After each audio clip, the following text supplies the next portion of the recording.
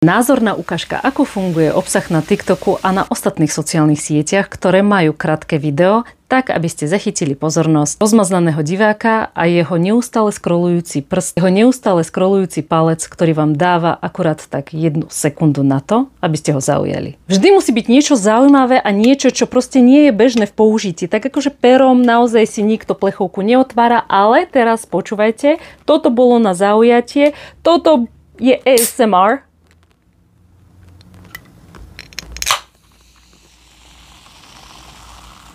ASMR je taký zvýraznený zvuk a keď máme zvládnuté toto, tak v ideálnom chronologickom, to znamená za sebou nasledujúcich činnostiach, by sa dialo akurát tak toto. Bežný storytelling by bol približne taký. Bola som veľmi smedná, tužila som po plechovke chladeného, osviežujúceho nápoja.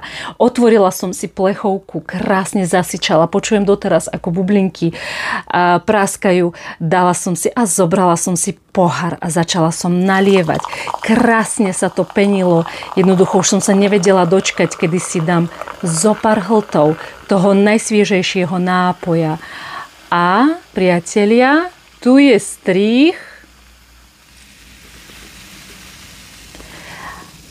A váš TikTok má začínať vtedy, keď sa z pohára prelieva tá pena.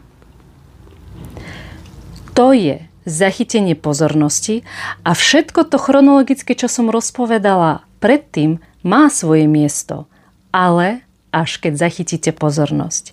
Následne toto video vy zostriháte vo formáte, že sa vylieva pena a až potom sa odvíja príbeh, až potom sa odvíja pointa a najmä ten úžitok pre druhú stranu. Napríklad, kde si môže taký nákup zakúpiť. Napríklad, kde si môže taký nápoj zakúpiť. A pamätajte, čím ste autentickejší, môžete sa aj myliť, môžete mať cibuľku a drtolček na hlave. Nemusíte byť dokonalí, ale musíte byť zaujímaví, aby ste upútali pozornosť a pripútali si človeka k sebe.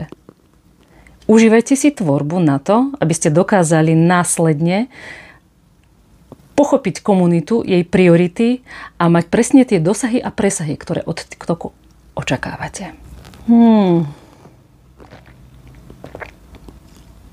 Na zdravie.